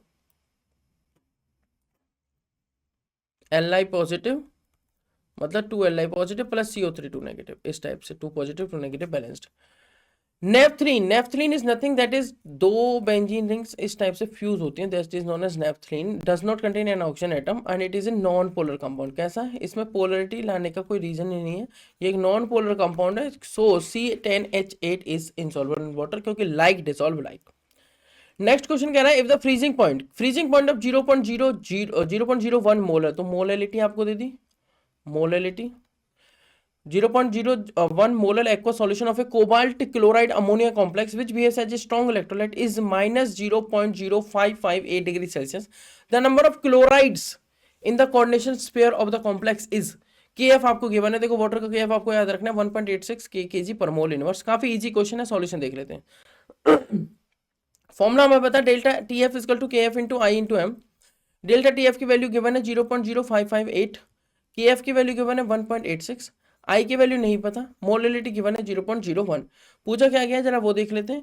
पूछा गया है कि if the freezing point is this so the number of chlorides in the coordination sphere of the complex, तो वो हम इजीली बता सकते हैं। नंबर ऑफ क्लोराइड्स आने हमें बताने, तो आई की वैल्यू यहां से क्या आएगी, आप जब इसे कैलकुलेशन करेंगे 3, क्योंकि गिवन कॉम्प्लेक्स एक स्ट्रॉन्ग इलेक्ट्रोलाइट की तरह बिहेव कर रहा है, मतलब कंप्लीट डिसोसिएशन यहाँ पे हो जाएगा।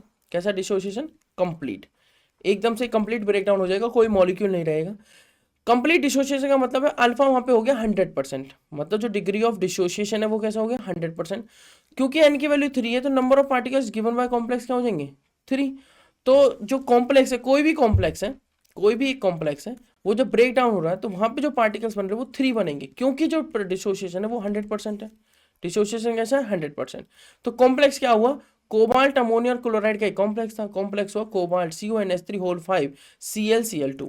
ठीक है, मतलब पेंटा अमाइन क्लोराइडो कोबाल्ट और क्लोराइड, इस टाइप से आप इसका नॉमेनक्लेचर पे कर सकते हैं। ये कोऑर्डिनेशन कंपाउंड है, तो सिंपल सी बात हुई, जब आप इसे डिसोशिएट करेंगे तो कुछ इस तरीके से बनेगा CONH3 होल 5 Cl, ऊपर आ जाएगा 2 पॉजिटिव और इसमें से 2 Cl नेगेटिव आयन, तो 2 आयन यहाँ से, एक आयन यहाँ से, टोटल कितने आयन आए 3। वो भी कह रहा है की वैल्यू कितनी आनी चाहिए 3, क्योंकि परसेंटेज ऑफ डिसोसिएशन कहता है 100%। इस तरीके से आप इसका सॉल्यूशन कर सकते हैं। तो यहाँ पे वो पूछ रहा है क्लोराइड आयन, एक्चुअली में क्वेश्चन में सिंपल नहीं पूछा, क्वेश्चन में पूछा कि नंबर ऑफ क्लोराइड आयन बताइए, तो वो आप यहाँ से बता सकते हैं क्योंकि एक Cl लीगेंड की तरह एक्ट कर रहा है, तो 2 क्लोराइड आयन यहाँ पे प्रेजेंट है। तो number of chloride ion in the coordination sphere of the complex कितने हो गए, जो कॉम्प्लेक्स के अंदर है वो 1 है और जो बाहर है वो कितने 2, तो इस तरीके से इसका आंसर हो जाएगा 1। ठीक है, तो इस क्वेश्चन का सॉल्यूशन आप देख चुके हैं। चलिए मूव करेंगे नेक्स्ट क्वेश्चन पर। जो नेक्स्ट क्वेश्चन होगा वो कुछ इस तरीके से कि MX2, ठीक है, डिसोशिएट हो गया किसमें M2 positive, okay, and X negative, ठीक है, in an aqueous solution with degree of dissociation, alpha की वैल्यू दे दी 0.5, कोई दिक्कत नहीं है। अल्फा अगर 0.5 है तो ratio of the observed depression of freezing point of the aqueous solution to the value of the depression of freezing point in absence of ionic dissociation. ठीक है, तो ये क्वेश्चन काफी इजी है, इसमें वेंटो फैक्टर का यूज होगा। Solution देखते हैं कैसे होगा। अगर मैं MX2 लिखता हूं तो वो कैसे डिसोशिएट होना, M2 positive and 2X negative. Equilibrium का साइन इसलिए लगाया गया है क्योंकि अल्फा 100% नहीं है, अल्फा की वैल्यू दी गई है 0.5, मतलब 100% डिसोशिएशन नहीं है। अगर ऐसा है तो मैं मान लेता हूँ शुरू में ये 1 हो, ये 0 हो, ये 0 हो, तो मान ले इसका अल्फा डिसोशिएशन हुआ तो ये कितना बना अल्फा और ये कितना बन गया 2 अल्फा। ठीक है, अगर मैं इसका आई निकालना चाहूं तो आई इसका मैं सिंपल तरीके से निकाल सकता हूं, देखो किस तरीके से। अगर मुझे आई निकालना होता तो कैसे निकालते हैं कि टोटल नंबर ऑफ जो भी पार्टिकल्स हों आफ्टर डिसोसिएशन डिवाइड कर देते हैं उसके किससे, total number of particles before dissociation. तो अगर मैं इस तरीके से आई की वैल्यू यहां पर कैलकुलेट करना चाहता हूं तो वो इजीली कैलकुलेट हो जाएगी। आप देख सकते हैं क्वेश्चन नंबर 2 में जो आई की वैल्यू आएगी वो आएगी आपकी कितनी, देखिए alpha is the degree of dissociation. जब मैंने यहाँ पे आई कैलकुलेट करना चाहा तो आई क्या आया 1 माइनस अल्फा प्लस 2 अल्फा, यही तो है। अल्फा से अल्फा कैंसिल मतलब 1 प्लस 2 अल्फा, ठीक है, ये आ गया आई, क्यों स्टार्टिंग में कितने 1, तो ये आई की वैल्यू आई, आई की वैल्यू आ चुकी है 1 + 2 अल्फा अपॉन 1, तो मतलब वेंट ऑफ फैक्टर आ गया 1 + 2 इंटू 0.5 अपॉन 1, मतलब आई की वैल्यू आ गई 1 + 2 इंटू 0.5, मतलब आधे को डबल कर दो कितना हो गया 1, तो कितना आ गया आई की वैल्यू 2, आई की वैल्यू क्या आ चुकी है 2, मतलब जो वेंट ऑफ फैक्टर है वो कितना आ गया 2, यही तो उसने क्वेश्चन में पूछा हुआ था। इस तरीके से आप इन क्वेश्चंस में सीधी अप्रोच लगा सकते हैं। क्वेश्चन की स्टेटमेंट बहुत बड़ी होगी बट उसका आंसर बहुत सिंपल सा होगा। इसी तरीके से आप देख सकते हैं next question, on dissolving 0.5 gram of non volatile, ध्यान रखना जल्दी से वेपर्स नहीं बनेंगे, non ionic solute of 39 gram of benzene में डिसॉल्व किया गया, कितने ग्राम में 39 ग्राम। ठीक है, तो ये सॉल्यूट हो गया, सीधा सा दिख रहा है, और ये गिवन मास ऑफ सॉल्वेंट हो गया जो कि बेंजीन है। इट्स वेपर प्रेशर डिक्रीज, तो relative lowering in vapour pressure का यूज करेंगे। Vapour pressure decreases from 650 millimetre of HG to 640 millimetre of HG. Depression of the freezing point of benzene upon addition of the solute, वो पूछा गया, मतलब depression of freezing point, मतलब पूछा हुआ delta T F. इस तरह क्या पूछा हुआ डेल्टा टी एफ आप निकाल सकते हैं, depression of the freezing point of benzene upon addition of the solute, ये बात पूछी हुई है, तो आप निकाल सकते हैं यहां से इजीली डेल्टा टी एफ। कुछ डेटा गिवन है, molar mass and molar freezing point, molar freezing point depression, आप बोल सकते हैं molar depression freezing, molar not molar, यहाँ पे यूज होगा molar freezing point depression of benzene is 78 ग्राम पर मोल, तो मोलर मास हो गया, और 5.12 kg पर मोल ये आपका क्रायोस्कोपिक कांस्टेंट हो गया, आप बोल सकते हैं मोलर डिप्रेशन कांस्टेंट हो गया। कौन सा कांस्टेंट, मोलर डिप्रेशन कांस्टेंट। तो मूव करेंगे सॉल्यूशन की तरफ, हम relative lowering in vapour pressure का यूज करेंगे जो कि है P naught minus P S divided by P S.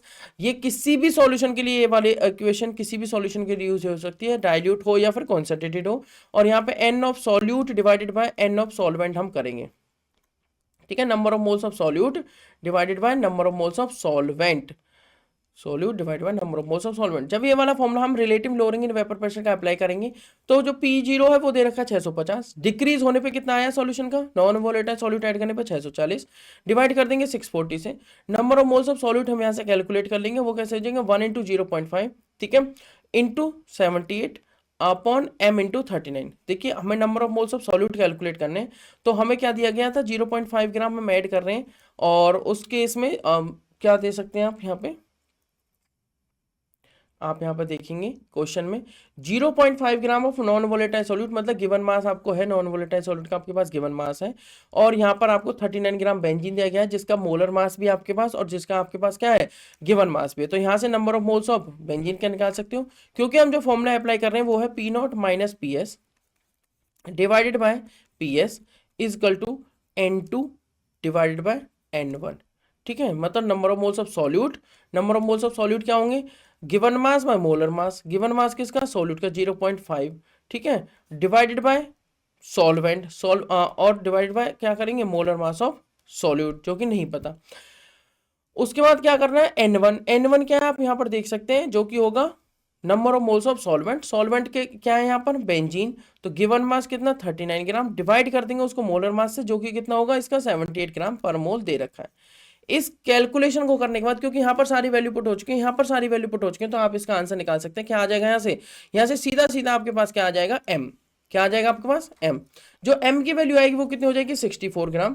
जब m की वैल्यू आपकी 64 ग्राम आ जाएगी जो कि होगा मोलर मास किसका सॉल्यूट का, तो डेल्टा टीएफ में सीधे आंसर रखेंगे, delta TF equal to KF into M, KF की वैल्यू आपको गिवन है 5.12 kg पर मोल, मल्टीप्लाई किया मोललिटी क्या है, मोललिटी का आप अप्लाई करेंगे 0.5 इंटू 1000 अपॉन 64 इंटू 39। इन सारी वैल्यूज को रखने के बाद जो कि यहाँ पे 39 क्या है गिवन मास ऑफ सॉल्वेंट 1000 उसके लिए लगाया, और 0.5 और मोलर मास किसका सॉल्यूट का जो कि है 64। ठीक है, ये फॉर्मूला हमने अप्लाई किया है, फॉर्मूला अप्लाई करने के बाद डेल्टा टीएफ की जो वैल्यू आई है वो आई है 1.02 केल्विन। इस तरीके से आप इसका आंसर कैलकुलेट कर सकते हैं। चलिए मूव करेंगे नेक्स्ट क्वेश्चन पर जो कि काफी ईजी होगा। क्वेश्चन क्या दे रखा है, pure water freezes at 273 kelvin and 1 bar, the addition of 34.5 gram of ethanol to 500 gram of water changes the freezing point of the solution। ठीक है, use the freezing point depression constant of water as 2 kg per mole। the figure shown below, आपको यहाँ पे figure दिए गए A B C D 4 figure दिए गए। the figure shown below represent plots of vapor pressure versus temperature। molecular weight दे रखा है ethanol का 46 ग्राम पर मोल। among the following the option representing the change in freezing point, जिसमें freezing point में change हो रहा हो वो बात हमें बतानी है। तो देखो एकदम सिंपल सी बात है, यहाँ पे वाटर है और यहाँ पे वाटर प्लस इथेनॉल है, यहाँ पे वाटर है, यहाँ पे वाटर प्लस इथेनॉल है। तो आपको चारों फिगर को चेक करना है। फिर जब आप इसका आंसर देखेंगे तो कुछ इस तरीके से आएगा कि जो depression and freezing point of ethanol and water solution होगा तो उसको हम कैलकुलेट कर सकते हैं delta T F is equal to I into K F into M वाले फॉर्मूला अप्लाई करके सारी वैल्यू हम कैलकुलेट कर सकते हैं, जो कि आ चुका है 3 केल्विन। कितने केल्विन? 3 केल्विन। अगर हम 3 केल्विन यहाँ पे पुट करते हैं तो जो freezing point of the solution हो जाएगा वो क्या है? 270 केल्विन। तो इन option B and D freezing point shown is 271 kelvin, so both are incorrect. दोनों क्या है? Incorrect. So both option A and C, the vapor pressure of the solution is decreasing with temperature after the freezing point in option A, so it is also incorrect. While option C आपको क्या दिख रहा है? Only possible curve जो इन given conditions को satisfy करेगा। ठीक है, तो इस क्वेश्चन में आप इन चारों कर्व को चेक करेंगे अच्छे से और इस क्वेश्चन में अप्रोच लगा के इसको सॉल्व करेंगे। ठीक है, तो ये है हमारा क्वेश्चन। तो इस क्वेश्चन में पूछा हुआ है मोल fraction of benzene in the vapour, ठीक है, अबव द सॉल्यूशन। तो काफी इजी क्वेश्चन है, इसको ध्यान से समझते हैं। एक बार क्वेश्चन दोबारा रीड करते हैं फिर इसका सॉल्यूशन देखते हैं। क्वेश्चन में कहा है, मैं फिर से आपको बता देता हूँ, molar volume of liquid benzene जिसकी डेंसिटी आपको गिवन है। देखो लिक्विड बेंजीन है, बेंजीन का फॉर्मूला होता है C6H6, ठीक है। और अगर आप इसका मोलर मास निकालेंगे तो 12 इंटू 6 हो जाएगा आपका कितना? 72, और 1 इंटू 6 आपका हो जाएगा 6, तो ये आ जाएगा 78 ग्राम पर मोल। ठीक है, तो आपको इसका मोलर मास भी बताया, इसकी डेंसिटी बताएं। Molar volume of liquid benzene increases by factor of 2750 2750 as it vaporise at 20 degree Celsius, and that of liquid toluene जिसकी डेंसिटी आपको दे रखी है 0.867 gram per ml increases by factor of 7720। मतलब इसकी जो वॉल्यूम है, ठीक है, जो मोलर वॉल्यूम है बेंजीन की इतनी इंक्रीज होती है और टोल्यूइन की इतनी इंक्रीज होती है अगर हम उनको 20 डिग्री सेल्सियस पर क्या करते हैं? हीट करते हैं। A solution of benzene and a toluene at 20 degree Celsius has vapour pressure, और 20 डिग्री सेल्सियस पर उनका वेपर प्रेशर क्या होता है? 46 torr. Find the mole fraction of benzene in the vapour above the solution. तो कितना इजी क्वेश्चन है। देखिए क्वेश्चन का सॉल्यूशन हम किस तरीके से करेंगे। हमें पता है वॉल्यूम, वॉल्यूम क्या होता है? मैं आपको एक फॉर्मूला बताता हूं, number of moles divided by volume is equal to concentration. ठीक है, number of moles divided by volume is equal to concentration, और यहां पे फॉर्मूला लगाया हुआ है number of moles into molar mass divided by density. और क्योंकि हमें डेंसिटी गिवन है तो डेंसिटी का फॉर्मूला होता है मास बाय वॉल्यूम। डेंसिटी का फॉर्मूला क्या होता है? Mass by volume. कौन सा mass? Given mass by volume, given mass upon volume. अगर मुझे गिवन मास को चेंज करना है नंबर ऑफ मोल्स में तो मैं क्या करूंगा? Density is equal to given mass को डिवाइड कर दूंगा किससे? Given mass divided by molar mass. मतलब हम ऊपर और नीचे दोनों तरफ मोलर मास से डिवाइड कर देंगे। इसके नीचे क्या लिखा हो? देखो गिवन मास को मैंने डिवाइड किया मोलर मास से, मोलर मास आप ऐसे समझ सकते हैं, और वॉल्यूम को भी मैंने डिवाइड कर दिया किससे? मोलर मास से। ठीक है, तो गिवन मास में मोलर मास क्या बन जाएगा? ये नंबर ऑफ मोल्स। मैं इसको यहां पे लिख देता हूं, number of moles. Density is equal to given mass में मोलर मास क्या बन जाएगा? Number of moles divided by volume, और वॉल्यूम के डिवाइड में क्या? मोलर मास, वो कहाँ चला जाएगा? ऊपर। तो ये आ गया मोलर मास ऊपर। आप इसको ऐसे भी समझ सकते हो कि डेंसिटी इंटू वॉल्यूम। देखो यहाँ पे लिखा हुआ है वॉल्यूम इज इक्वल टू, ये क्या लिखा हुआ? Volume is equal to number of moles को एन से दिखाते हैं, अब मोलर मास को कैपिटल एम से दिखाते हैं, जो कि मल्टीप्लाई में है number of moles into molar mass divided by density. देखो क्या लिखा हुआ है? Volume into density is equal to number of moles into molar mass, ये तो लिखा हुआ है, और यही हमने यहाँ से प्रूव कर दिया। Volume into density, density is D, number of moles into molar मास। ठीक है, ये फॉर्मूला इस तरीके से आया। अब हमारे पास वॉल्यूम अगर हमें निकालनी है तो देखिए आगे क्या करेंगे? वॉल्यूम, अब हमारे पास एक फॉर्मूला होता है P V equal to N R T, ideal gas equation, और जहां पे पी दिया हुआ है पी को हम निकाल सकते हैं। मतलब P is the pressure and N is the number of moles, R is the gas constant, T is the temperature, divide कर देंगे वॉल्यूम से। तो पी की एक रिलेशनशिप आ गई किसके साथ? वी के साथ, जहां पे खाली पी आपको दिख रहा है, P is equal to N R T by V, P is equal to N R T upon V. चलिए मूव करेंगे नेक्स्ट बात पर, जो कि ध्यान से समझिए। Volume of 1 mole of liquid benzene कैसे निकालेंगे? हमें निकालनी है वॉल्यूम, 1 मोल की, volume of 1 mole of liquid benzene, 1 mole of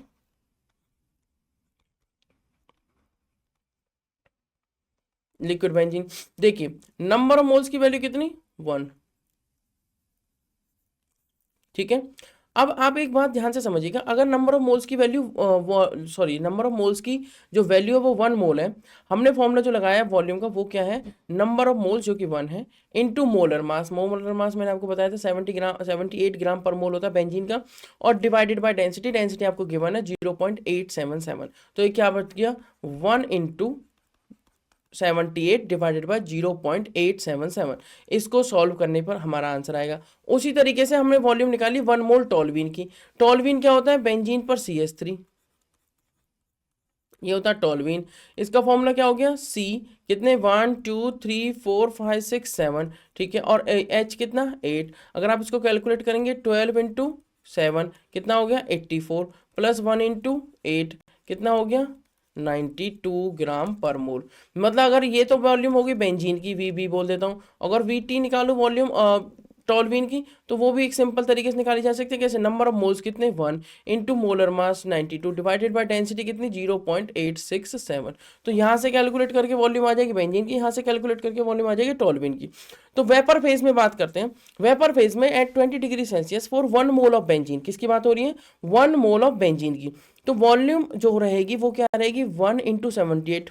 1 is the number of moles, 78 is the molar मास। कितनी इंक्रीज हुई है वॉल्यूम, वो इंक्रीज हुई है 2750। मतलब जो वॉल्यूम 1 मोल लिक्विड बेंजीन में थी, जो कि थी आपकी 1 इंटू 78 अपॉन 0.877, मान लीजिए वॉल्यूम V1 थी, तो जो नई वॉल्यूम V2 है वो इतने फैक्टर से इंक्रीज हो चुकी है V1 के।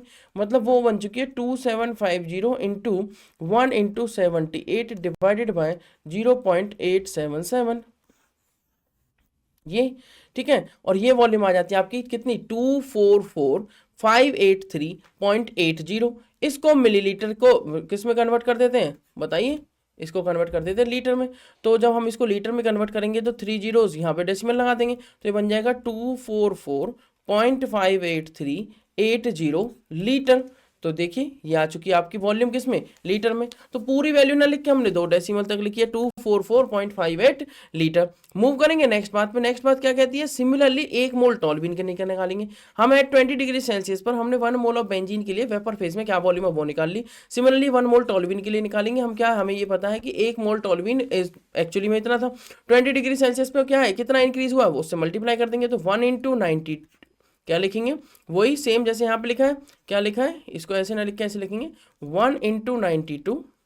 जैसे V1 मान लेते हैं VT1 था, वो कितना था, वॉल्यूम जो T1 थी वो थी आपकी ये वाली 1 mole into 92 molar mass divided bye 0.867। अब हमें VT2 निकालनी है। तो जो VT1 की इतने फैक्टर 7720 फैक्टर इंक्रीज हो चुके हैं। मतलब 1 इंटू 92 इंटू 7720 डिवाइडेड बाय 0.867। इसको इस तरीके से लिखेंगे। जब इसको हम सॉल्व करेंगे तो एक वैल्यू आती है, वो वैल्यू क्या आएगी, वो वैल्यू कुछ इस तरीके से आएगी 819192.61 ml। इसको भी 1000 से डिवाइड करके हम किस में कन्वर्ट कर सकते हैं, लीटर में। तो ये वॉल्यूम आ चुकी है हमारे पास टॉल्यूइन की। किसकी वॉल्यूम, टॉल्यूइन की। अब मूव करेंगे, हमें एक बात बताएं, as we know PV is equal to NRT। अगर हमें ये पता है कि PV इजकल टू NRT होता है, जो कि आइडियल गैस इक्वेशन होती है, तो बेंजीन के लिए हम फॉर्मूला लगाएंगे P0B is equal to NRT by V। तो P0B, ये देखो N की वैल्यू कितनी 1, R की वैल्यू कितनी 0.0821 लीटर एटमॉस्फेयर पर केल्विन पर मोल। ठीक है, टेम्परेचर कितना ले गया 20 डिग्री सेल्सियस था, जिसको कन्वर्ट करके हमें क्या मिला 273, जिसको कन्वर्ट करके हमें क्या मिला है 273 प्लस 20, जिसको हमें कन्वर्ट करके केल्विन में मिला है 293 केल्विन। और इसको डिवाइड किससे किया गया है, वॉल्यूम जो की थी 244.58 लीटर।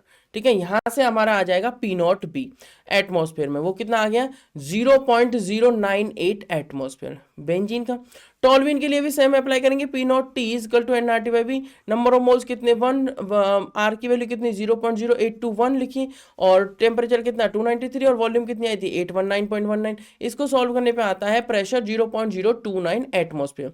फिर हमें पता है कि P इजकल टू, क्या फॉर्मूला लगाया हमने, P0 जो P टोटल है वो क्या होगा P naught benzene into mole fraction of benzene plus P naught toluene into mole fraction of टॉल्वीन।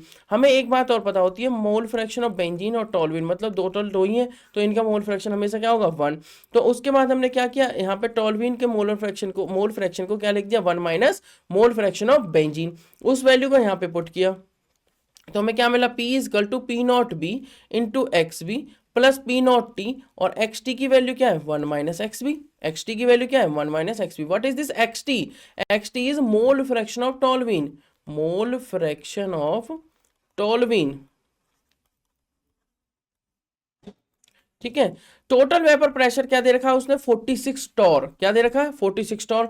और आपको पता है कि जब हमें 46 टॉर को एटमॉस्फेयर में चेंज करना है, क्योंकि 1 एटमॉस्फेयर में क्या होता है 760 टॉर। तो एक टॉर किसके इक्वल हो गया 1/760 एटमॉस्फेयर। उसने दिया हुआ 46 टॉर, 46 से दोनों साइड मल्टीप्लाई कर दीजिए, तो ये हो जाएगा 46/760 एटमॉस्फेयर। ये कितना आ गया आपका 0.060 एटमॉस्फेयर। ठीक है, 0.060 total vapour pressure value put करेंगे। पी की जगह रखा हमने 0.060, पी नॉट बी कितना आया था 0.098, mole fraction of B plus P naught T कितना है 0.029, 1 माइनस एक्स बी। क्लियर, हमें मोल फ्रैक्शन तो निकालना है एक्चुअली में बेंजीन का, इसीलिए हमने इस टॉल्वीन की जगह बेंजीन पुट कर दिया, क्योंकि हमें चाहिए मोल फ्रैक्शन बेंजीन का। अच्छा, अगर मोल फ्रैक्शन बेंजीन का आ जाता है तो मोल फ्रैक्शन टॉल्वीन का हम इजीली निकाल सकते हैं, क्योंकि मोल फ्रैक्शन जैसे एक्स ए प्लस एक्स बी अगर बाइनरी सॉल्यूशन तो बन रहेगा, मतलब यहाँ पे बेंजीन एक्स बी है और टॉल्वीन एक्स टी है, तो इसका भी बन रहेगा। क्लियर सी बात है। उसके बाद हम मूव करेंगे नेक्स्ट पार्ट पे। जब हमने इसको सॉल्व किया 0.060 0.098 एक्स बी, इसको अंदर मल्टीप्लाई किया 0.029 माइनस 0.029 एक्स बी, तो 0.098 एक्स बी में से 0.029 एक्स बी को माइनस किया और इस न्यूमेरिकल टर्म को इधर लेके गए, तो हमें क्या मिला 0.031। आप यहां पर देख सकते हैं 0.031 इजकल टू 0.069 एक्स बी। ठीक है, यहाँ इसमें से इसको माइनस करने पे क्या आ गया हमारा 0.069 एक्स बी। तो एक्स बी की वैल्यू निकालने के लिए हम क्या करेंगे 0.031 डिवाइडेड बाय 0.069, ये आ चुका 0.45 इन लिक्विड फेज। ध्यान रखना, ये मोल फ्रैक्शन तो आ गया बेंजीन का, पर लिक्विड फेज में आया है। हमें क्या निकालना है वेपर फेज में। तो मोल फ्रैक्शन बेंजीन का 0.45 इन लिक्विड फेज, और एक्सटी क्या हो जाएगा mole fraction of toluene 1 minus 0.45 0.55 in liquid phase. अब हमें निकालना है वेपर फेज में।